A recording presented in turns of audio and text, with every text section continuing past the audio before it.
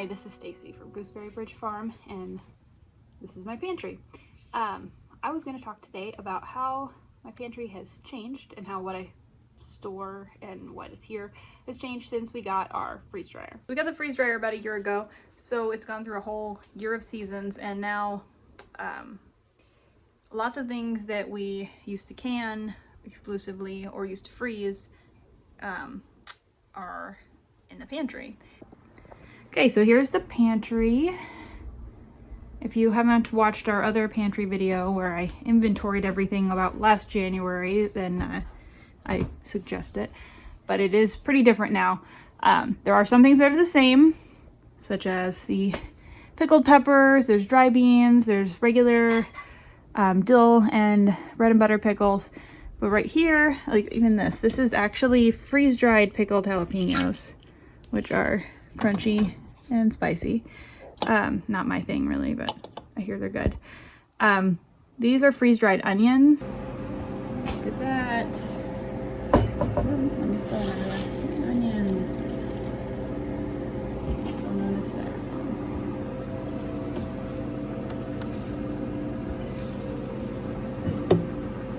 That took just over 24 hours.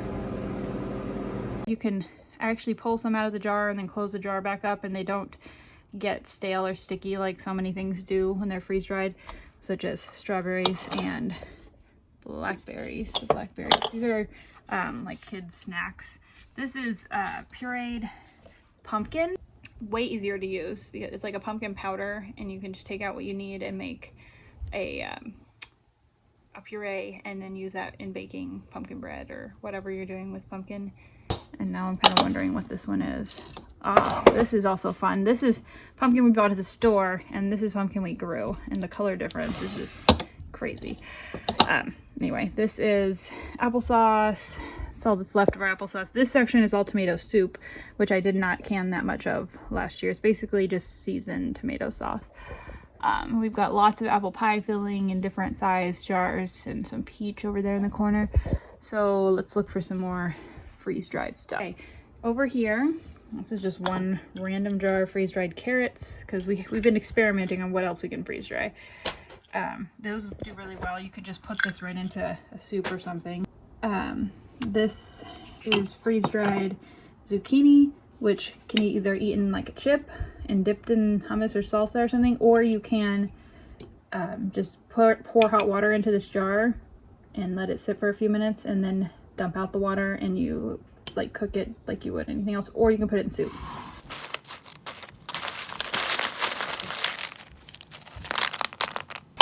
We also have freeze-dried zucchini noodles, which are settled a little bit, but they still feel crunchy in there.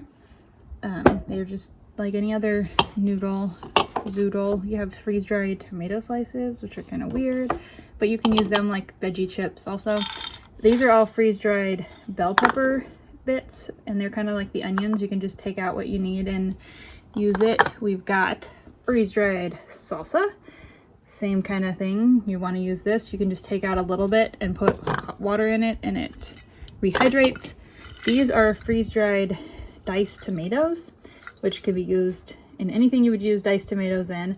But what I've been doing with them is putting them on my salads, and it's like I've used most of them. That's why there's a big gap here in my shelf, because I used so many of them already. But it's like putting tomato croutons on your salad. It's more like having like a cranberry or something on your salad, because it brings out all the sweetness of the tomato. This is freeze-dried bone broth.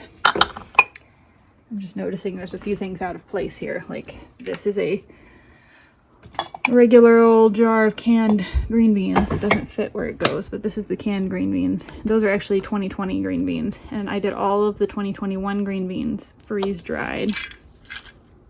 So similar to the squash, you can eat them like a snack, or you can pour hot water into the jar and drain it off and put it in whatever you're cooking. Okay, another day, another load going into the freeze dryer. These are green beans and dragon tongue beans. This is our second round of these. I didn't have quite enough without going out to the garden to fill it, so I put a tray of zucchini slices on top. This is salsa. And more green beans and dragon tongue beans. This is freeze-dried goat milk. Super handy to have around for recipes and for like we're gonna have puppies soon, and I really like that we have that on hand in case we need it to supplement the puppies. If you travel upward here on the top of the shelf there, those are raw eggs on the left and cooked scrambled eggs on the right. Scrambled eggs that are cooked and ready to eat, you just add some hot water, drain off the excess, eat the scrambled eggs. We also have raw scrambled eggs, so that we don't have to go I don't know, get eggs, but we have chickens, so sometimes the chickens are just not laying and you don't have enough fresh eggs to make a French toast casserole or a huge dinner of scrambled eggs or French toast or whatever. We can use the raw scrambled, or the raw scrambled eggs for any of that.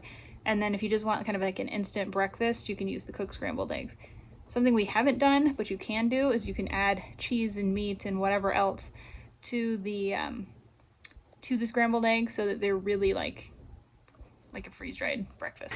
These crates, they go all the way to the floor, and then there's another one. In here we have freeze-dried chili, lots of freeze-dried chili, freeze-dried more zucchini, we have freeze-dried potatoes, things that just weren't fitting very efficiently in the jars. I really like the jars because obviously they look cool up there, but we can't keep everything in the jars, so there's a lot in Mylar bags. What are we doing, Teddy?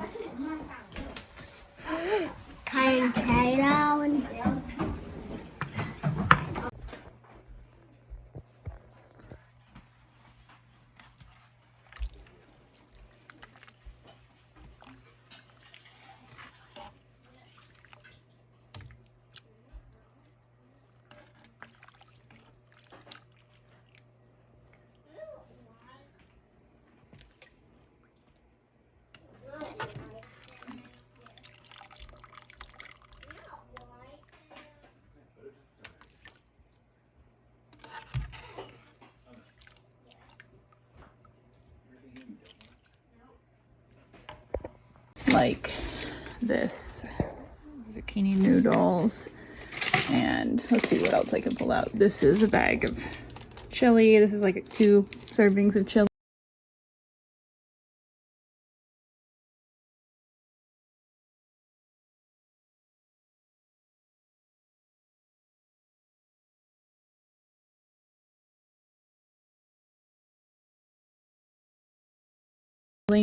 And the chili, you just put it in a bowl, add water, hot water, until it is the consistency you're looking for, and then you are good to go.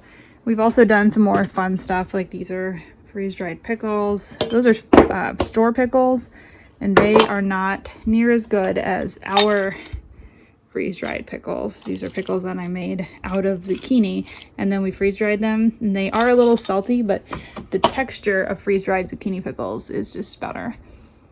Freeze drying things takes some time on the front end, but not having to thaw those items in order to use them is amazing. Our freezers instead are full of things that need to be frozen.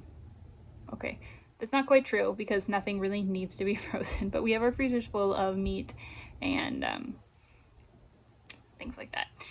But we could actually freeze dry. You can freeze dry raw meat and then rehydrate it and cook it as usual. So today in freeze drying everything that's coming out of the garden, we are freeze drying basil. I am trying to keep the leaves whole and just packing them down on the trays. I'm kind of doing that by stacking the trays after I add some. So I added some, I stacked the trays, and now I'm going to put a little more. Helper over there making a mess, and then I'm going to stack it like that, so it kind of see it's going to compress the leaves so that I can fit a bit more and have them kind of stuck down for the initial freezing process. We'll see if it works. Okay, so I'm putting the basil in now. You can see these trays are, okay, that one's a little extra full.